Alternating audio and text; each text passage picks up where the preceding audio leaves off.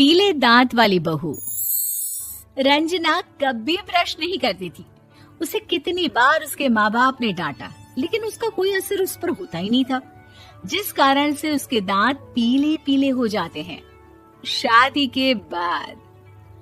अरे बहू, वैसे तो तुझ में कोई कमी नहीं है, पर तेरे दांत इतने पीले कैसे हैं बेटा?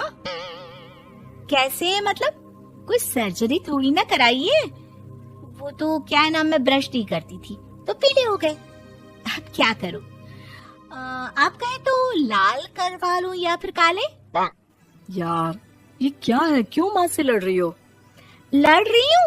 अरे मैं लड़ रही हूँ या ये बोल रही है कि दांत पीले हैं, पीले। अरे तपस्या थोड़ी ना की है इन्हें पीले करने के लिए। बकायदा ब्रश नहीं किया है 20 साल तक, तब जाकर। छी, कैसी बात कर रही हो? ये उस वक्त तो पीले नहीं थे जब हम लोग तुम्हें देखने आए थे। अरे तब साफ करवा लिया होगा डेंटिस्ट के पास जाकर। अब देखो कैसे पीले पीले लग रहे हैं। रंजना सास की तरफ गुस्से से देखती है। फिर शुरू हो गई पीले पीले पीले। अरे पीले तो तब भी थे जब मेरे हाथ का रसगुल्ला उड़ा उड़ा कर खा रही थी और बोल रही थी, लड़की नहीं गुणों का खजाना दे रहे भाई साहब आप। खैर, अब वो लोग करते भी तो क्या करते, पीले दांत वाली बहू पल्ले पड़ी थी तो झेलना तो था ही। एक दिन कीर्तन में रंजना गाना गा रही थी। अरे कमला बहन, माँ का द्वार है, यहाँ तो सब शुद्ध होकर आते हैं, फिर अपनी बहू को ब्रश भी नहीं करवाती तुम। दूर से पीले पीले दांत भक्ति में बाधा उत्पन्न कर रहे हैं। अरे कोई 2 साल के बच्चे थोड़ी ना लेकर आई हूँ मैं बहू बनाकर। अच्छी खासी लड़की है, अरे कैसे करवाऊं ब्रश? ये तो उसे खुद करना चाहिए ना। अब माँ बाप तो इसके जैसे तैसे निपटा दिए, ये नहीं सोचा कि सास कैसे संभालेगी। सास बहू को लेकर घर आ जाती है, लेकिन सोच लेती है कि अब इसे लेकर कहीं नहीं जाएगी।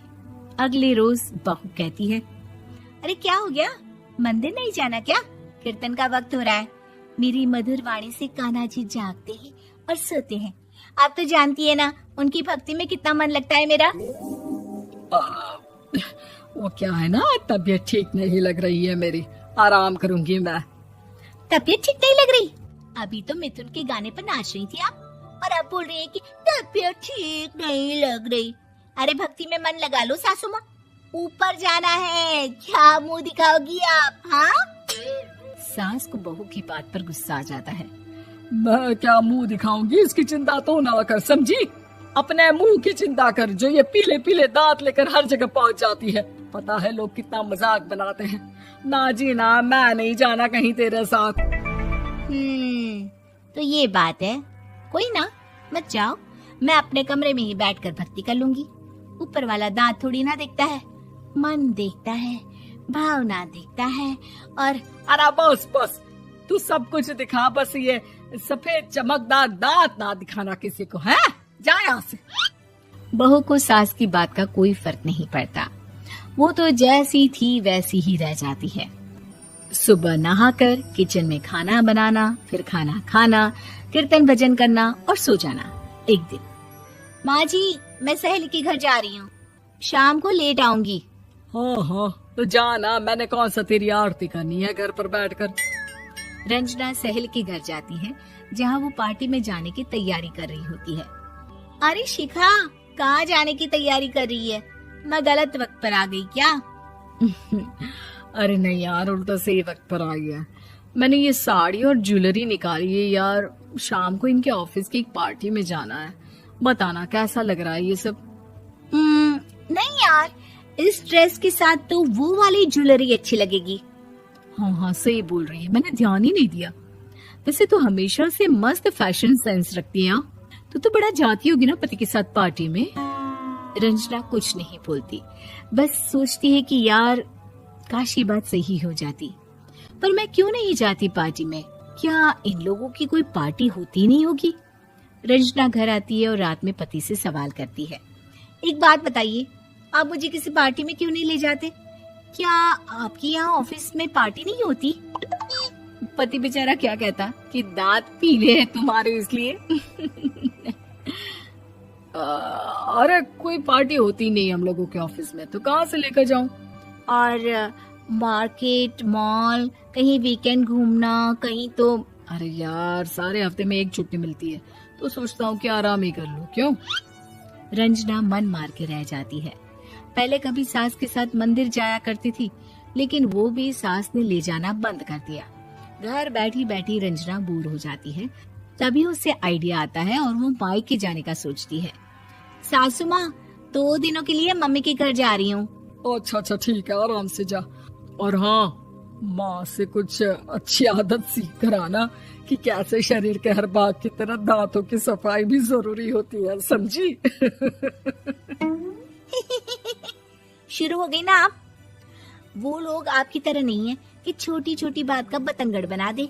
उन लोगों के लिए मैं मायने रखती हूँ, ना कि मेरे पीले पीले दांत।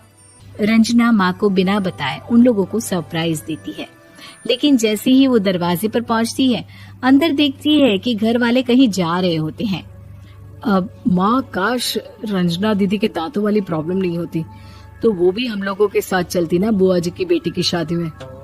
हाँ बेटा, लेकिन अब उसे कौन समझाए कि उसको उसके पीले दांत नहीं दिखते, लेकिन उसके आसपास के लोगों को कितना एम्बैरेसिंग फील कराते हैं। मुझे तो कितनी बार उसके स्कूल की टीचर ने शिकायत की कि उसके साथ कोई लड़की बैठना भी नहीं चाहती, और ना ही कॉलेज में कोई उससे बात करना चाहता था। लेकिन पता नहीं क्यों उसे ये बात समझ में ही नहीं आती। कोई कमी नहीं है उस लड़की में, बस यही कि दांत पीले हैं। वो तो भला हो जीजाजी और उनकी माँ का, जो दीदी को जैसी है वैसे ही रखा हुआ है। रंजना को अपने घर वालों की बात सुनकर बहुत दुख होता है। वो सोचती है कि वो क्या करे, लेकिन फिर वो सीधा डेंटिस्ट के पास जाती है, अपने दांत चमकाती है और कसम खाती है कि वो रोज ब्रश करेगी। अरे क्या हो गया? तुम तो 2 दिनों के लिए गई थी ना, पर कोई ना, अच्छा है, चलो आ गई तो। रंजना सास के सामने आकर खड़ी हो जाती है और पूरी स्माइल करती है, उसके चमकदार दांतों को दिखाती हुई।